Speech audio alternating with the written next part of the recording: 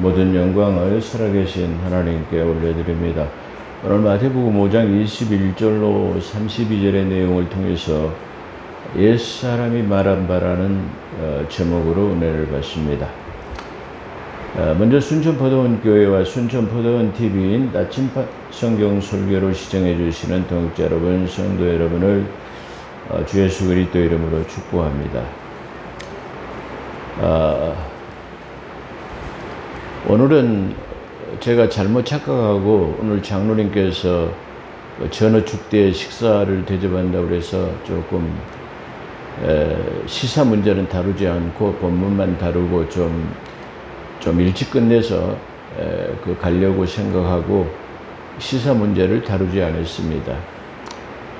근데 저녁에 제 집사람이 미국의 어떤 목사님이 그 계시 또는 현몽 또 이런 것을 통해 가지고 공중 들림이라고 하는 것에 대해서 말했다라고 그래요. 그래서 저보다 한번 들어보고 좀 어떤가라고 좀 한번 평가를 해 주십시오라고 해서 잠깐 그 동영상, 미국의 아마 목사님인 것 같아요. 근데 그 동영상 설교를 제가 잠깐 시청해 봤습니다. 근데 대부분이 맞지 않는 것이 많고요. 그런 가짜 증언 또는 가짜 예언가 이렇게 그런 것들을 통해 가지고 많은 믿음의 사람들을 현혹하고 있다. 그래 가지고 종말이 가까운 것처럼, 물론 종말 신앙을 갖는 것은 우리의 신앙을 경성하는 데 도움이 됩니다. 그런데 극단적 신앙은 극단적 종말주의자라고 그러죠. 세대주의, 극단적 세대주의라고 하는 것은 좋지 않습니다. 우리가 1998년인가요? 그 이장님 사건이라고 10월 28일인가 날짜를 정해가지고 그때 재림한다. 그래가지고 사실은 무의로 끝났습니다. 주님께서 말씀하시기를 어느 시와 때는 알지 못한다. 그렇게 주님께서 말씀하시고 다만 아버지께서만 그때와 시기를 안다. 그렇게 말씀하셨습니다. 근데 그 미국의 유튜버는 2025년, 올해죠. 그러니까 9월 24일부터 25일에 휴거가 될 거다. 이렇게 얘기를 하고 있습니다. 근데 이 성경에서 나타나는 이 종말론의 시기와 때는 조금 그분이 주장하는 것하고는 맞지 않다. 그리고 좀 자기는 전부 다 성경적으로 다 맞다라고 생각하는데 그렇지 않는 부분이 좀 있었습니다. 제가 언젠가도 계속 제 동영상 설교를 잘 시청해 보신 분들은 제 이 동영상 설교는 사실 미래의 천국이라고 하는 천년왕국 그리고 종말에 포커스를 맞추고 있어요. 그렇기 때문에 제 동영상 설교를 꾸준하게 시청해 분들은 종말에 어떤 현상이 일어날 것이다, 어떻게 휴거될 것이다, 이런 것을 아마 잘 알 거예요. 그걸 비교적으로 예시적으로 그리고 말씀의 증거를 통해 가지고 수없이 말씀을 드렸습니다. 근데 이 종말론을 우리가 생각할 때 먼저 생각해야 될 건 뭐냐면은 저 유대인에게는 세 개의 절기가 있습니다. 세 개의 절기가 있는데 물론 7대 절기도라고도 할 수 있고 큰 명절 3대 절기가 있습니다. 사실 7대 절기는 사실상 큰 의미는 없다 이렇게 볼 수도 있습니다. 근데 이 3대 절기 중에서 2개의 절기는 성취됐습니다. 어떤 거냐면은 바로 1월 14일이라고 하는 유대력에 의해서 1월 14일 날 어린 양의 유월절은 예수 그리스도의 십자가의 피 흘림을 통해서 그 유월절은 성취되었습니다. 질칠절이라고 하는 오순절 역시 마가의 다락방에 성령의 내주하심으로 그 두 번째의 절기도 성취되었습니다. 그렇다고 한다면 세 번째가 남아있는데 이 세 번째는 초막절이라고도 하고 장막절이라고 하는 이 절기인데요. 그렇다고 한다면 예수님은 분명하게 이 장막절에 오실 것이다. 세 번째 절기를 성취하시기 위해서 6월절을 지키기 위해서 오신 것처럼 이 장막절에 예수께서는 재림하실 것이다. 그래가지고 장막절이 시작된 일주일 후에 7월 10일 대속제일이 있는데 이 대속제일은 온 인류의 모든 사람에게 제사함을 선포하는 날이 대속제일이에요. 그렇기 때문에 예수님께서는 이 장막절이라는 절기에 오셔가지고 왕위로서의 즉위를 하신 다음에 그 다음에 대속죄를 선포하실 것이다 라는 것이 성경에 가지고 있는 명시된 절기예요. 그렇다고 한다면 이 장막절은 대속죄는 7월 10일에 들어있기 때문에 저 유대력으로 따지면 7월에 해당하는데, 그렇다고 한다면 오늘날 우리가 이 태양력이라고 하는 절기와 비교하면은 그때가 어느 때일 것인가 라고 생각해 보면 약 10월쯤으로 추정이 됩니다. 그렇기 때문에 9월 24일이나 25일의 휴거는 안 맞습니다. 그러니까 다시 말하면 예수 그리스도의 재림 이전에 우리는 공중들림이라고 하는 하늘에 올라간 휴거가 되어질 것입니다. 그리고 휴거 되어지고 난 다음에 하늘에서 우리가 공중으로 끌어올라가 가지고 공중에서 주와 만난다, 그렇게 되어 있어요. 그러면 공중이라고 하는 허공에서 만날 것인가? 그렇지는 않아요. 그러면 공중이라고 하는 곳은 어떤 곳이냐면은 마태복음 25장에 보면 이삭이 자기 아내 리브가를 맞으러 갈 때 들판에 나가서 기다렸다라고 말해요. 그 말은 자기 집에서 지금 들판이라고 하는 곳에 내려가 있다라는 말이에요. 그 말은 이 들판이라고 하는 것은 성경에서의 둘째 하늘을 나타냅니다. 그러니까 하나님께서는 공중재림이라고 하는 두 번째, 다시 말하면 들판이라고 하는 둘째 하늘에 내려오시고, 우리는 둘째 하늘이라는 저 스카이 공중에 들려 올라가지고 둘째 하늘에 머물 것이다, 그걸 말하고 있어요. 그런 다음에 그 올라간 다음에 지상에 남은 사람들은 대환란이 겹치게 됩니다. 그렇기 때문에 우리는 진정 예수 그리스도를 나의 구주로 믿는 사람들은 환란이라는 것을 염려할 것이 없어요. 뭐 요즘에 유튜브를 보면은 환란이 도래하기 때문에 쌀을 준비해라, 뭐 양식을 미리 준비해 놔야 된다, 막 이런 그런 허무맹랑한 그런 걸 믿지 마십시오. 만약에 그렇게 돼가지고 많은 양식을 이게 준비한다면은 물가고를 부추기는 데에 큰 영향을 미칠 거예요. 근데 절대로 그런 일은 없을 것이다. 우리 믿음의 사람이라고 한다면 그런 것에 현혹되거나 그런 것에 휘말려 들면 안 된다, 이렇게 말할 수 있어요. 자, 그렇기 때문에 그때 우리는 공중으로 올라가는데, 이 공중으로 올라갈 때는 어떻게 되느냐 하면은 내가 내 의지대로 가는 것이 아니라 뭔가 낚아채 가지고 그냥 순간적으로 찰나적으로 호련히 변화를 된다고 그랬어요. 그렇기 때문에 나 자신도 모르는 사이에 성경적으로 보면은 둘이 매를 가다가 한 사람이 데려감을 당해버리고, 둘이 밭을 가다가 한 사람을 데려가게 되기 때문에 아주 순간적인 찰나적으로 일어나는 것이에요. 이틀 동안 일어난 것이 아니라 하루 사이에 일어난단 말이에요. 하루 사이에 그것도 찰나적인 순간에 다 호련히 변화를 줘요. 순식간에 호련히 변화된다라고 사도 바울은 증거하고 있어요. 그렇기 때문에 그 사람이 말하는 것하고는 이게 많은 상이점을 가지고 있다. 예수님께서는 누가 거기가 메시아가 거기 있다, 누가 그리스도가 어디가 있다, 여기가 있다, 현혹되지 말아라. 그래서 사도 바울은 그런 측면을 말하고, 이 예언을 내가 친히 이 예언의 말씀을, 다시 말하면 내가 예수님으로부터, 하나님으로부터 친히 음성을 들었다. 근데 친히 음성을 들었는데 이 음성보다도 더 확실한 예언한 말씀이 있다, 그렇게 말씀하고 있어요, 베드로서에. 이 말은 무슨 말이냐면은 사람이 이 듣는 것도 보는 것도 환청이나 환시가 있을 수 있어요. 근데 변하지 않는 것이 있는데 그 변하지 않는 것은 이 기록된 말씀이다, 그런 말이에요. 그렇기 때문에 내가 계시를 봤다, 환상을 봤다, 뭐 꿈속에 어디를 끌려가서 뭐 천국에 갔다 왔다, 뭐 이런 그런 소리에 현혹되지 마십시오. 가장 중요한 것은 변함이 없는 이 기록된 말씀 속에 모든 것이 다 포함되어 있다는 것을 여러분들이 기억하셔야 될 것입니다.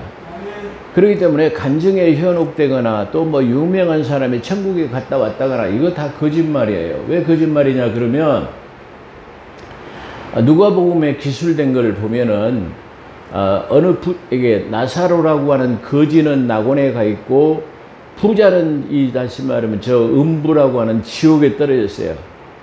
이 음부에 떨어진 지옥에 떨어진 이 부자는 목마름의 갈증 때문에 저 건너 있는 나사로에게 말할 때 나를 이 새끼손가락으로 물 한 방울만 찍어 갖고 내 혀를 서늘하게 할 수 있었다면 좋겠다라고 할 정도로의 극심한 지금 그 어떤 고통에 시달리고 있는 것을 볼 수 있어요. 근데 이 사람이 하나님 앞에 탄원합니다. 하나님, 내 세상에는 내 5명의 내 형제들이 있습니다 말이야. 그렇기 때문에 나를 잠깐 살려주시면 내가 이 세상에 있는 내 형제들에게 너희는 절대로 예수 그리스도를 믿지 않으면 안 된다라는 것을 내가 전해주고 오겠습니다. 그렇게 말한 것이 있어요. 그런데 하나님께서는 안 돼. 그럴 필요 없어. 세상에는 많은 그리스도인들, 또 지금 세상에는 모세가 있단 말이야. 그리고 이 세상에는 많은 그리스도인들이 있단 말이야. 그들의 말을 믿지 않는다면 네가 살아서 돌아가서 말한다 할지라도 그건 믿지 않기 때문에 그건 안 되는 것이야. 그걸 지금 말하고 있어요. 그렇기 때문에 그들이 진정 사울하고 하는 죽어서 그의 영혼이 떠나가지고 갔다고 한다면 그는 다시 돌아올 수 없어요. 또한 우리는 예수 그리스도 많은 사람들이 내가 천국에 와서 하나님을 만났는데 뭐 흰옷을 길게 늘어뜨리고 뭐 주님의 머리는 아일랜드형 갈색 머리를 가진 잘생긴 미남자였다고 하는데 맞습니다. 예수님은 아주 잘생긴 사람 중에 으뜸인 아주 잘생긴 미남자예요. 근데 머리는 성경에서는 예수님의 머리는 검고 곱슬곱슬한 곱순 머리를 길게 따내렸다라고 그렇게 성경은 증거하고 있어요. 그렇기 때문에 그렇다고 한다면 그들이 증거하는 것은 전부 다 가짜랐다고 허상이었다라는 걸 말할 수 있어요. 우리는 예수님의 어린 양이신 예수 그리스도를 하늘 보좌에 앉으신 분을 보았을 때 우리는 뭐라고 하냐면 그의 손과 못자국, 창자국, 옆구리의 창자국을 보고 우리가 그 어린 양의 메시아인 걸 안다고 그래요. 그렇기 때문에 예수님은 어디서 보더라도 흰 드레스 옷을 입었다 할지라도 드레스 옷을 입고 대체적으로 다 흰 옷을 입은 긴 이 장어 드레스 같은 옷을 입고 빛난 주석을 가지고 있다라고 이게 발을 말하고 표현하고 있기 때문에 그렇습니다. 그렇다고 한다면 멀리서도 우리는 항상 주님을 만약에 이게 볼 수 있다고 한다면 어떻게냐 그러면은 바로 그분의 손가락에 이 손에 못자국이 난 것은 멀리서도 볼 수 있을 만큼 현상적으로 나타낼 수 있어요. 그렇기 때문에 누구에게도 현혹되지 아니하고 가짜 적그리스도에게 유혹을 받지 않도록 그분인 것을 분명히 드러내는 것은 뭐냐면은 이 손에 못자국이나 창자국을 통해서 어떤 부위가 이게 빛나게 보일 수도 있어요. 그렇기 때문에 언제 어디서 주님을 만난다 할지라도 우리는 뭘 보고 주님인 걸 아냐면은 이 손에 못자국과 창자국이 없으면 주님이 아니에요. 그렇기 때문에 그들이 주장하는 것은 전혀 허무맹랑한 것이다 그렇게 말할 수 있어요. 또한 그가 주장하는 9월 24일이나 25일에 휴거가 될 것이다 라고 말하는 것은 극단적 세대주의의 종말론자라기 때문에 안 맞습니다. 자, 제가 이 시간을 들어서 다시 한번 확실하게 말씀드릴게요. 앞으로 예수님께서는 분명히 2025년에서 27년 안에 오시는 건 분명합니다. 그렇다고 한다면 우리에게 남은 시간은 지금 25년과 27년의 이 2년 사이에 끼어 있는데 어떻게 보면은 그 사람이 9월 25일이라고 말하니까 뭐 그럴 수도 있겠지만은 이 성경에 나타나는 종말론은 좀 거기하고는 이 약간의 지금 오차 범위가 있습니다. 어떤 오차 범위냐 그러면 종말론은 두 가지 것을 가지고 크게 이 신학자들, 종말론주의자, 종말학자들이 이게 두 가지 것을 가지고 성경적으로 주석을 합니다. 근데 첫 번째는 뭐냐 그러면은 바로 내가 언제든지 항상 말씀드린 게 있는데, 그게 뭐냐면 천년이 하루 같고 하루가 천년 같은 이 사실을 너희가 기억하라. 사도 바울은 베드로는 그렇게 말하고 있습니다. 그렇다고 한다면 첫째 날, 둘째 날, 셋째 날, 다섯째 날, 여섯째 날이 지나고 일곱째 되는 날 안식했다라는 것을, 이걸 갖다가 천년으로 비유한다면 6천년이 지난 다음에, 여섯째 날이 지난 다음에 일곱째 나라는 바로 밀레니엄 새천년이라고 하는 새하늘과 새 땅이 되는 안식을 의미해요. 그러니까 우리가 여섯째 날 세상 속에서 일하다가 일곱째 날 교회 오는 것은 마치 이와 같은 하나님의 나라에 속한다라고 하는 의미가 깊이 들어있다. 그래서 이 주인님의 날을 항상 소중하게 여겨야 된다라고 말한 것은 바로 우리가 새천년이라고 하는 밀레니엄 새천년의 일곱째 날에 참여하는 것이다라는 것을 항상 내포하고 있기 때문에 의미하고 있다. 그렇기 때문에 중요한 것이다. 그렇게 볼 수 있어요. 그렇다고 한다면은 6천년이라고 하는 인류의 역사를 갖다가 규정하고 있는데요. 그 인류의 역사는 바로 비포 크라이스라고 하는 이 구약의 4천년이 끝나고 AD라고 하는 아노 도미니의 2천년에 6천년이 지나서 지금 25년이 지났어요. 그렇다고 한다면 25년이나 지났는데 예수 그리스도의 돌에 재림이 안 됐을까? 그러면 그게 맞지 않느냐? 그렇게 생각할 수 있습니다. 아닙니다. 항상 하나님의 시간표는 우리가 쓰는 태양력과 태음력의 편차가 있다고 말씀드린 적이 있어요. 그렇다고 한다면 이 편차는 1000년 동안의 편차는 13년 정도의 편차를 가져옵니다. 그리고 2000년이라고 하면 다시 말하면 26년의 편차를 가져오고 있어요. 그렇기 때문에 어떻게 보면은 지금 현재 어떻게 되죠? 2025년이기 때문에 그 편차로 한다고 하면 26년쯤 됐을 때에 도래가 된다. 그렇게 본다면은 바로 2025년이 아니라 2026년이 될 것이다. 이렇게 우리가 볼 수 있어요.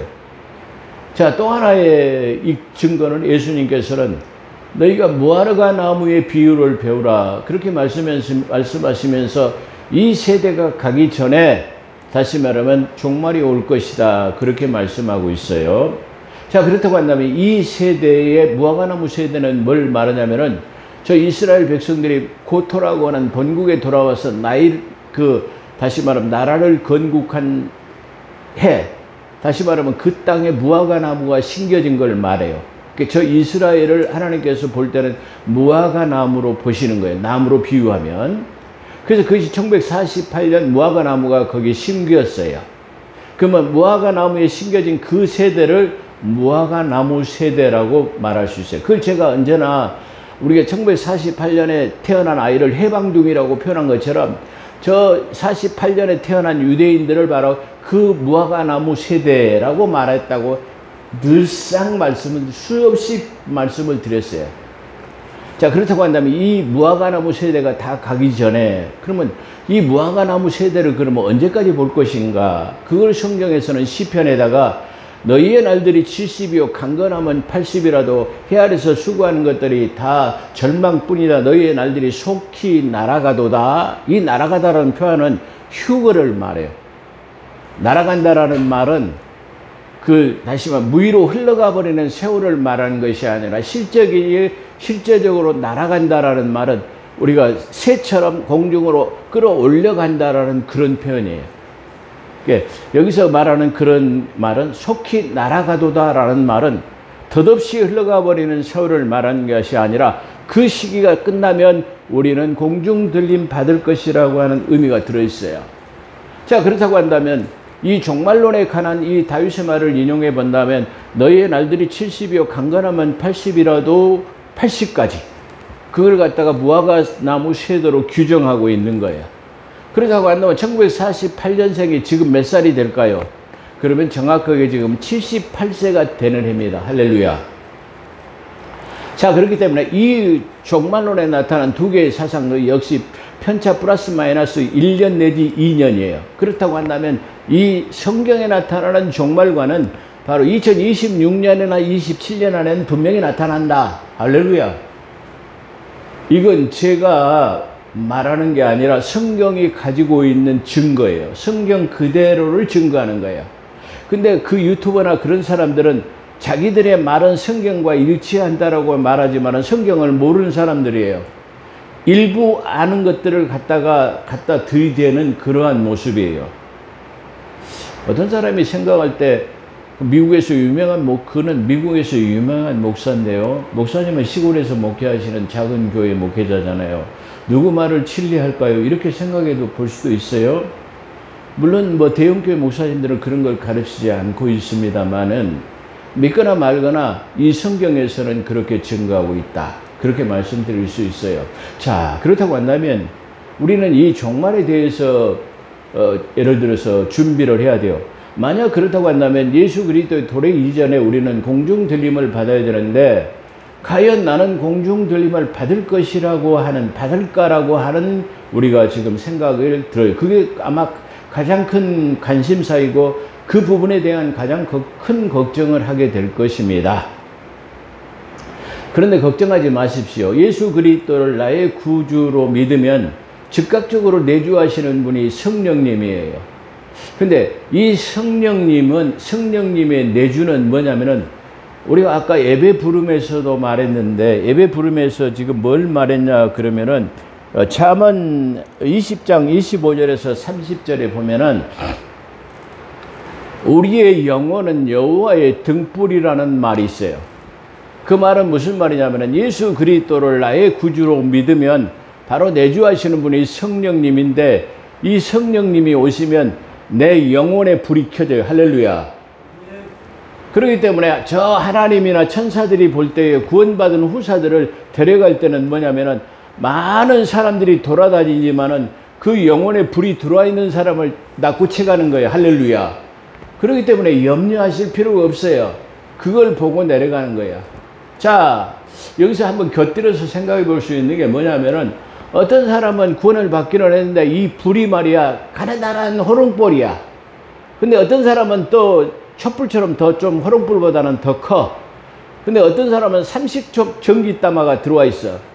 어떤 사람은 100촉이 들어와 있어. 무슨 차이일까요? 하나님의 말씀의 빛이에요. 믿어지시면 아멘. 깨닫는 역사가 여러분에게 있어지기를 주 여러분을 축원합니다. 이 말은 무슨 말이냐면은 내 영혼의 등불이 켜졌다면 그 심지를 돋우어야 돼요.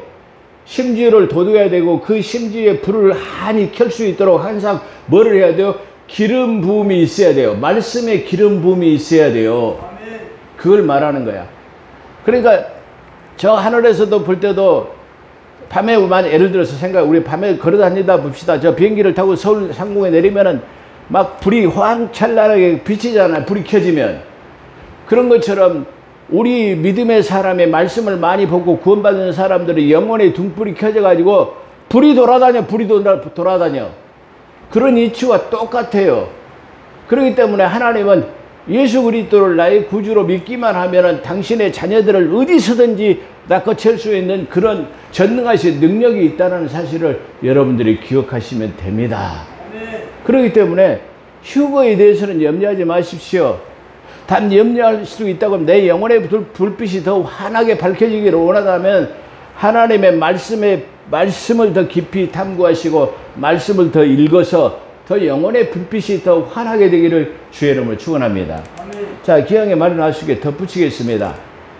여러분들 지금 만약에 1년이나 2년 후에 진정한 휴거가 된다면 여러분의 재산은 아무 필요가 없는 필요가 없어요. 만약에 여러분이 누구에게 돈을 몇십억을 빌려줬다, 아니면 몇천만 원을 빌려줬다, 몇백만 원을 빌려줬다, 2년 안에 받지 못할 것이면 차라리 그에게 탕감해 줘야 돼요. 자, 탕감 무슨 말일까요? 성경에서는 500데나리온을 진 사람이 다시 말하면 그 감옥에서 500데나리온 되는 빚을 탕감해 줬어요. 근데 이 탕감받은 이 사람은 자기에게 빚진 50데나리온을 빚진 사람을 갖다가 이게 탕감해 주지 않고 그를 갖다가 감옥에다 가줘요. 그렇기 때문에 저 전능자가 보실 때는 저 괘씸한 놈, 나는 저를 500데나리온이나 되는 돈을 내가 탕감해 줬는데 저는 50데나리온도 저는 탕감할 수 없다라는 거 생각하는가? 만약에 네가 그것을 탕감해 주지 못하면 너는 너의 빚과 너의 죄의 문제를 내가 탕감하지 않겠다라고 하는 귀중한 의미가 들어있어요. 여러분, 기양에 받지 못할 돈이라고 한다면 차라리 그걸 탕감해 가지고 하나님을 기쁘시게 하는 삶, 바로 탕감 받는 사람이나 탕감해 주는 사람이나 기쁨을 누릴 수 있는 그런 복된 삶이 되기를 주의 이름으로 축원합니다. 자, 우리가 다윗선 사건을 다시 한번 조명해 볼까요? 예수 그리스도의 재림하시게 되면 우리가 가진 직장, 돈, 학교, 회사 그런 거 다 필요 없단 말이야. 그렇기 때문에 전부 저 다윗선 선교회에 모이자 말이야. 그래가지고 그날 26일을 기다렸지만 이 사람들 공교롭게도 날짜가 26일이네. 물론 10월과 9월의 차이는 있지만 그렇게 어떻게 했어요? 무의로 끝났어요. 만약에 지금 1년 후에 예수 그리스도가 재림한다면 여러분이 가지고 있는 재산은 아무 필요가 없는 무의로 종이 쪽지에 불과한 거예요. 그렇다고 한다면 기양에 탕감을 해가지고 그 사람에게 큰 은혜를 베풀고 내 마음으로도 자유를 누리고 어차피 내가 누리지 못할 것이라고 한다면 탕감을 해줘가지고 하나님을 기쁘시게 하는 삶. 아, 그래? 너는 너에게 빚진 자를 탕감해 줬단 말이야. 네가 남을 용서했기 때문에 나도 너를 용서한단 말이야. 네가 남을 용서하지 못하면 나도 너를 용서하지 못하겠단 말이야. 이런 귀중한 의미가 들어있다는 것을 우리가 생각해야 돼요. 아니, 너는 남을 용서하지 못한다면서 너는 용서받기를 원하냐? 이게 아니라는 말이죠. 우리가 남을 용서해 줬을 때, 하나님 앞에 섰을 때, 주님, 나도 많은 사람들을 용서해 줬습니다. 그렇다고 한다면 나도 역시 용서받을 수 있지 않겠습니까? 라고 말할 수 있는 사람이 되어진다. 그런 말이에요. 자, 탕감의 은혜가 있어지기를 주의 이름으로 축원합니다. 어차피 누리지 못할 것이라면 큰 한턱 쓰십시오. 크게 은혜를 베풀어 가지고 은혜를 베푸십시오. 두 번째, 만약에 내가 재산을 수백억, 수천억, 수십억을 가지고 있다고 하면 그 돈은 2년 안에 쓰지 못하면 휴지 조각에 이게 불과합니다. 그렇다고 한다면 이 양에 쓰지 못할 돈이라고 하면 내가 생각할 때는 그래요. 적어도 2년 동안만 쓸 돈만 남겨놓으십시오. 2년 동안 풍성하게 누릴 수 있는 돈만 남겨놓으시고 나머지 것은 써버리십시오. 근데 이 돈을 쓰는데 방법에 의해서 그냥 하랑방탕하게 이 연락을 즐기고 이렇게 해서 쓰는 게 아니라 그 돈의 출자는 많은 선교사님들에게 보내는 거예요. 더 중요한 건 뭐냐면 그 남은 돈을 가지고 시골의 교회나 아니면 지금 독립교회의 건물을 가지고 있지 않는 교회를 아담하게 지십시오. 시골에 5억이나 10억이나 20억 드리면 아주 멋있는 교회를 건축할 수 있습니다. 그렇게 지어가지고 하나님 앞에 어차피 쓰지 못할 돈이라고 한다면 그렇게 만약에 사용한다 하면 얼마나 하나님께서 기쁘시게 할 수 있겠습니까? 그런데 만약에 이 돈을 내가 아끼고 이게 쓰지 못해가지고 휴지 조각이 되어버린다면 얼마나 안타깝겠습니까? 그렇다고 한다면 이 돈을 그런 방법으로 사용한다면 만약에 하나님의 교회를 이게 건축해놓고 나이가 만약에 공중 들림 받는다면 주님 앞에 섰을 때 주여, 나는 내가 고생해가지고 벌어둔 돈을 전부 다 주님을 위해서 사용했습니다 라고 말할 수 있는 그런 떳떳함이 있을 수 있다. 그렇게 볼 수 있어요. 자, 사랑하는 성도 여러분, 깨닫는 은혜가 여러분에게 있어지기를 주의 이름으로 축원합니다. 수많은 종말론들을 제가 얘기했습니다. 아까 말한 것처럼 어차피 받지 못할 것이라고만은 탕감의 은혜를 베풀어서 주님 앞에 섰을 때 많은 빚진 것, 죄진 것을 탕감받는 역사가 있기를 주의 이름으로 축원합니다. 또 마찬가지로 수억의 돈을 쓰지 못하고 다시 말하면 휴지 조각으로 내버릴 바에는 바로 하나님의 교회를 아름답게 건축해가지고 하나님 앞에 섰을 때 주여, 나는 하나님의 교회를 건축했습니다 하는 그런 칭찬을 받는 이게 삶이 되어진다고 한다면 얼마나 좋겠습니까? 이게 종말론에 나타나는 이게 마지막이 얼마 남지 않은 시대에 살아가는 우리 그리스도인의 슬기로운 삶이다. 그렇게 볼 수 있어요. 이 종말은 제가 나이아가라 폭포를 대해서 비유를 했는데요. 저 나이아가라 폭포는 세계에서 가장 이 격차가 심하게 낭떠러지 떨어지는 폭포라고 알고 있어요. 근데 이 나이아가라 폭포 위에는 저 상류에는 아주 그렇게 물이 잔잔해가지고 흐르지 않는 것처럼 보인답니다. 근데 이 물이 점점점 흘러가지고 이 나일강 그 폭포에 가까워지면 갑자기 급류가 되어가지고 급류 쏜소리같이 흘러내려가지고 탁 낙차가 되어버린다고 합니다. 이 교회 시대의 끝도 마찬가지입니다. 평안하다 평안하다 할 때 어느 날 갑자기 나이아가라 폭포에서 떨어진 것처럼 이 교회 시대는 끝나버리고 주님의 돌에 공중 들림을 받게 될 것입니다. 우리는 이와 같이 공중 들림에 의해서 낙오되지 않는 그런 복된 삶을 살게 되시기를 주의 이름으로 축원합니다. 또 하나 귀중한 것이 있다고 한다면, 자, 그러면 주님은 언제 재림하실까요? 언제 재림은 아침에 합니다. 재림은 의의 태양이 떠오르는 아침에 재림을 하십니다. 근데 재림을 하는 걸 보면 안 돼요. 우리는 이미 재림하기 전에 공중 들림을 받아버려야 돼요. 그래서 주님 재림할 때 같이 재림하는 거예요. 자, 그렇기 때문에 재림은 아침에 하고 공중 들림은 언제 하냐? 신부를 데려갈 때는 저녁에 데려간다고 성경에 제가 수없이 말씀을 드렸어요. 그걸 야곱의 비유를 해서, 다시 말하면 덜 사랑받았던 레아라고 하는 이방인에게 사랑받지 못했던 이방인인 레아가 우리예요. 근데 그 레아가 첫 번째로 공중 들림 잔치에 참여합니다. 근데 이 사랑받던 저 이스라엘은 지금 두 번째 7년이 지난 바로 7년 대환란을 통과하고 두 번째 공중 들림을 받는 유형이 그 속에 나타나고 있어요. 그러니까 다시 말하면, 자, 공중 들림은 7년 잔치가 이전에 공중 들림을 받는데 그건 누구냐? 그리스도인. 7년이 대환란이 끝나고 공중 들림을 살아남은 자가 공중 들림을 받는데 그때는 바로 유대인이다. 그렇게 볼 수 있어요. 자, 말씀드립니다. 자, 오늘 본문 설교를 말씀드리기 전에 서론이 지금 너무 길어졌는데요. 끝까지 말씀드리겠습니다. 자, 그렇다고 한다면 우리가 주님께서 신부를 데려가는 때는 저녁에 데려갈 것입니다.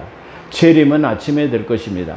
자, 그렇다고 한다면 공중 들림 받을 때에 다시 말하면 현상들이 나타나게 되어 있습니다. 성경적인 증거죠. 자, 이게 성경적인 증거로서 이게 공중 들림을 받을 때는 저녁 때쯤 되면은 극심한 폭우가 내려질 텐데 천둥 번개를 수반한 엄청난 비가 쏟아지게 될 것입니다. 그 천둥 번개 소리 속에서 다시 말하면 그들이, 야, 이 산들아 나를 가리우라 하는 믿지 않는 사람들의 다시 말하면 두려움이 있는가 반면에 우리 믿는 사람들은 그 천둥 번개 소리 속에서 내 이름을 부르는 소리가 있다. 할렐루야. 이런 징조가 나타날 것입니다.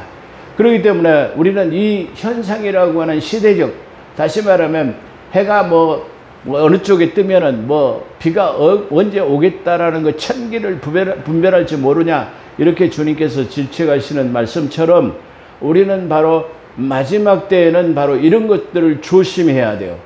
요즘에 비가 좀 많이 오는 편입니다. 근데 이런 비하고는 비교가 할 수 없는 바로 엄청난 폭우가 쏟아질 건데 그때의 전능자의 음성이 들립니다. 이 전능자의 음성은 요한계시록에 보면은 뭐라고 나오냐면은 많은 물소리 같은 소리 속에서의 전능자의 음성이 들린다고 그래요. 그러니까 이 폭우를 쏟아붓는 이 폭우 속에서의 전능자의 음성이 들릴 때 그 전능자의 음성이 내 이름을 부르는 음악 소리 같은 소리로 들려지게 될 것입니다. 할렐루야. 바로 이것이 성경에 나타나고 있는 귀중한 종말이다. 이렇게 말할 수 있어요. 더 많은 것을 말씀드릴 수 있습니다만은 오늘은 압축해서 말씀드린다고 한다면 그런 내용들입니다. 자, 짧은 10분 동안만, 약 10분간만 본문에 대해서 말씀드리고 다 하지 못한 것은 다음 주에 계속 속개해서 말씀드리도록 하겠습니다. 자, 마태복음 5장 21절에 옛사람이 말한 바로 시작합니다. 옛사람은 누구죠? 옛사람은 모세를 말합니다. 그럼 옛사람의 모세는 뭘 말하냐면 모세의 율법을 말한다, 그런 말이에요. 그렇기 때문에 옛사람이 말한 바라는 것은 모세의 율법에 기록된 것은 그런 말이죠. 자, 그래서 모세의 율법에는 살인하지 말라로 시작합니다. 그래서 옛사람은 모세의 율법을 말하는 것으로 모세는 만약에 누구든지 살인하면 심판을 받게 되리라는 것을 너희가 알거니와 그러나 나는 너희에게 이르노니 형제에게 노하는 자마다 심판을 받게 될 것이다. 그러니까 살인해야만이 율법에는 심판을 받게 되는데 지금 이 왕국이라고 하는 천국복음 왕국에서는 바로 쉽게 말하면 형제에게 노하는 사람도 심판을 받게 돼요. 아니 그러니까 살인해야 심판을 받는데 화를 내거나 이게 노하게 되면은 심판을 받게, 다시 말하면 심판에 지옥불에 떨어질 위험에 처하게 된다, 그런 말이야. 그 형제에 대해서 그렇게 받게 되는데 율법에는 그렇게 살인해야 되는데 내 왕국복음에서는 형제에게 나가라 하는 사람도 공의에 재판하게 되고 또한 미련한 놈이라 하는 자도 지옥불에 떨어질 위험에 처하게 되리라.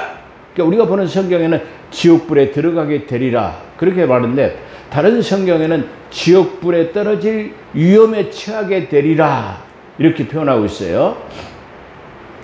만약에 살인을 해가지고 지옥에 간다면 당연하죠. 그런데 형제에게 욕 한마디 했다고 지옥 가는 건 좀 너무 억울하잖아요. 그렇기 때문에 이런 것들이 번복되어지면 안 된다. 다시 말하면 형제에게 나가라고 미련한 놈이라 어리석은 놈이라 나가라 욕하는 사람들은 지옥불에 떨어질 위험에 처해 있단 말이야. 근데 위험한 낭떠러지에 떨어진다, 이걸 계속하면 떨어질 수밖에 없다라는 그런 측면으로 너희가 경계하지 않으면 지옥불에 들어가라고 표현할 수 있어요. 지금에는 지옥불에 들어간다라고 표현했는데 다른 번역 성경에서는 그런 위험에 처하게 되리라 그렇게 말하고 있어요. 여기서 나가라는 말은 무슨 말이냐면 히브리 말로 욕하는 자를 말합니다.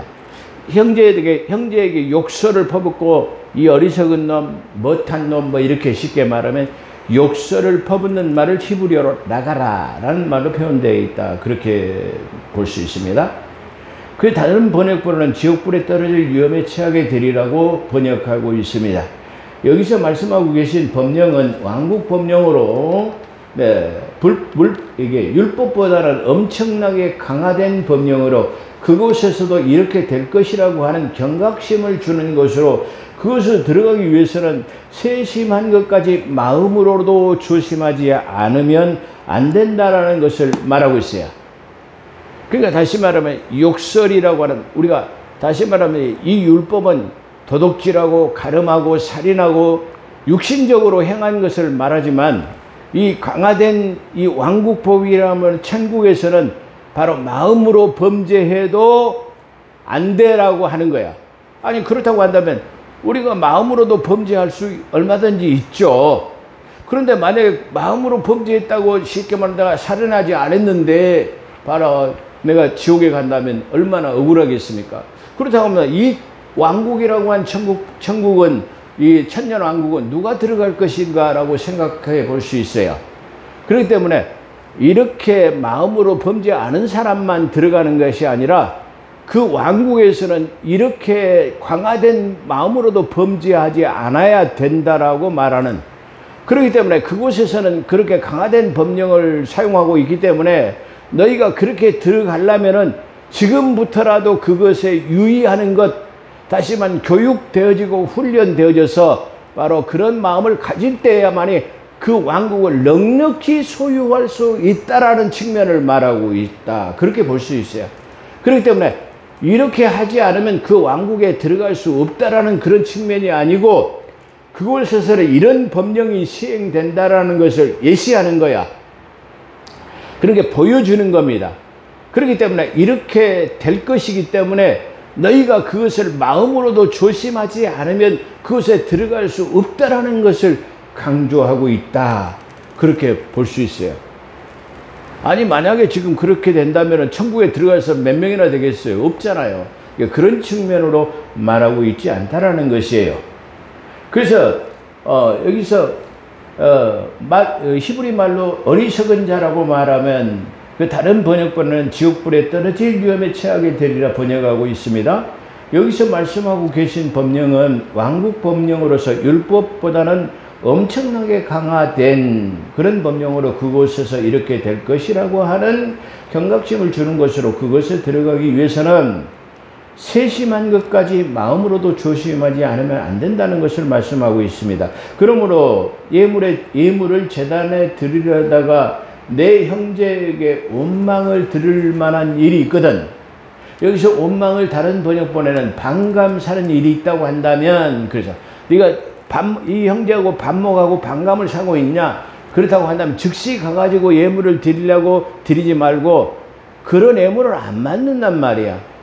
다시 말해, 네가 가장 옆에 있는 사람하고도 화목하지 못하면서 멀리 있는 하나님과 화목할 수 있겠느냐라고 말하는 거야. 네가 그런 심정, 그런 화해하지 못한 마음으로 그 예물을 드리면 그 예물을 받겠느냐라는 말이에요. 그렇기 때문에 만약에 그렇다고 한다면 너는 그 예물을 드리지 말고 그 제단에다 놓고 가서 먼저 화해하고 돌아와서 그 예물을 드리라, 그런 말이요. 그 고발하는 자, 대적자. 대적자는 바로 쉽게 말하면 나의 반감을 가지고 있는 사람들을 대적자라고 그렇게 말할 수 있어요. 자, 그렇게 하지 않으면 그 대적자가 너를 재판관에게 넘겨주고 옥리에게 내어주어서 옥에 가둘까 염려하라. 진실로 내게 이르노니 내가 한 푼이라도, 옛날 성경에 개혁성경에 보면 홀이라도 그랬으면 일전이라도 그렇게 말해요. 일전이라는 말은 옛날에 김영삼 대통령이 나는 일전도 안 먹었다고 뭐 칼국수만 먹었는데 그 아들 현철 씨는 엄청난 돈을 먹었죠. 그래서 남김없이 다 갚기 전에는 결코 거기서 나오지 못하리라. 나오지 뭐 홀이라도 갚지 않으면, 그러니까 그러기 전에 하야하고 다시 말하면 좋은 방법을 다시 말하면 강구해야 된단 말이야. 그러니까 다시 말하면 이 왕국에서는 모든 관계가 화목해지는 걸 원해요. 형제와 이웃 간의 관계가 화목되지 않으면 안 된다라는 것을 말해요. 그렇기 때문에 지금 이웃과 형제 간의 모든 사람들과의 좋은 관계성을 유지해야만 그 왕국에 들어갈 수 있다라는 것을 단적으로 말하는 거다, 그렇게 볼 수 있어요. 자, 25절 26절은 연관지어 본다면은 대적자는 금전적인, 여기서 나오는 거 금전적인 문제가 있는 것으로 말하는 것으로 그렇게 볼 수 있습니다. 금전적으로 고발하기 전에 하야하고 사정을 구해서 고발되지 않아야 감옥에 가지 않고, 만약 고발되면은 후에 이자까지 홀이라도 갚지 않으면 감옥에서 나오지 못할, 결단코 나오지 못할 것을 이렇게 말씀하는 것으로, 26절까지는 살인과 이웃과의 관계를 말하는 것으로 옛사람의 율법보다, 모세가 말하는 율법이죠. 옛사람 모세의 율법보다도 강화된 천년왕국의 왕국 복음으로서 다시 말하면 그 왕국에서의 법령을 말하고 있다. 그랬어요. 이 산상수훈은 천국에 들어갈 사람들이 천국의 법은 이런 것이다, 지금 천국 법령을 제정하는 거예요. 그러니까 다시 말하면 나라가 건국되려면 영토가 있어야 돼요. 그 다음에 헌법이 있어야 돼요. 그 다음에 주권 국민이 있어야 돼요. 그런 것처럼 그 왕국에 들어가려면 그 헌법이 있어야 되고, 그 왕국의 나라는 하나님의 나라라고 하는, 다시 말하면 해본 천국이 있다 이 말이야. 그러면 그 해본 천국에 들어가려면 이런 법을 가지고 시행될 거야. 그렇다고 한다면 너희가 천국의 시민이 되려면 이러한 법을 지켜야 돼. 마치 우리 한국에 7월 17일 날 법을 제정해 갖고 너희가 대한민국에 살려면 이런 법들은 지켜. 할렐루야. 자, 그런 측면을 말하고 있다. 자, 이렇게 말한다고 하면 이 법령은 자명하게 지금 우리가 드러나고 있다. 이해하기 쉽다. 이렇게 말씀드릴 수 있어요. 자, 27절도 옛사람이 말한 바 율법으로 시작되는 것 역시 이게 율법과 왕국법령을 비교해서 스스로 있습니다. 간음하지 말라는 것을 너희가 들었으나 나는 너희에게 이르노니 음욕을 품는 여자를 보는 자마다 마음으로 간음했어요. 간음은 실제적인 액션이 있어야 되는데 여기서는 마음으로 해서는 안 돼. 자, 만일 내 오른눈이 너로 실족하게 하면 내어 빼어버리라. 만약에 네 눈이 실족하게 하면 그걸 빼버려라 말이야. 그래서 100채 중에 하나가 없어지고 99개를 가지고 들어가는 거 하나 없어져도 괜찮단 말이야. 만약에 네 손이 만약에 범죄했건 도둑질한 걸 말하겠죠. 손으로 범죄한다는 것은 그걸 찍어버리란 말이야. 그런다면 다시 그 선 하나 없이 천국에 들어가는 게 낫지 않겠느냐라고 말하는 거야. 이해되시죠? 그 내 백체를 가지고 없어지게 백체 중 하나가 없어지고 온몸에 지옥불에 던져지는 것보다 그게 더 유익하지 않느냐 말이야. 그렇게 말해요. 그렇기 때문에 훨씬 더 이게 강화된 법령이란 말이야. 예? 그래서 또 이르시되 누구든지 아내를 버리거든 이혼 용서를 줄 것이라 했으나 나는 너희에게 이르노니 누구든지 음욕한 이유 없이 아내를 버리면 이는 그를 간음하게 하려 하며 또 누구든지 버림받은 여자에게 장가드는 자도 간음함이라. 27절과 32절까지는 간음에 대한 것, 손을 찍어버리는 것으로 볼 때 도둑질에 관한 것으로 그렇게 보여집니다. 그러니까 여기서 지금 압축해 본다면 살인과 이웃과의 화평, 그 다음에 간음과 도둑질에 대한 이 네 가지를 지금 설명하고 있다, 이렇게 볼 수 있습니다. 그 결론입니다. 이 강화된 법령은 도래될 왕국에서 시행될 것으로 제가 부연 설명을 드렸습니다. 그러면 너희는 경각심을 가지고 이게 준비된 마음을 가지지 않으면 안 된다라는 교훈을 줍니다. 그렇기 때문에 세심한 마음의 준비도 이게 가져가지고 마음으로도 범죄하지 않으려는 노력이 있어야만 그 천국을 소유할 수 있다라고 말씀하고 있는 것입니다. 기도하겠습니다. 거룩하시고 자비로우신 하나님, 오늘도 저희들을 불러 모아주시고 함께 하신 것 감사합니다. 우리 주님 도래하시면 우리는 다 공중 들림 받게 될 것입니다. 또한 그 왕국을 소유하기 위해서는 우리가 이렇게 그 강화된 법령, 마음으로도 범죄하지 않는 그런 삶을 살게 도와주시기를 원합니다. 감사하며 우리 구주 예수 그리스도 이름으로 감사기도 드리옵나이다. 아멘.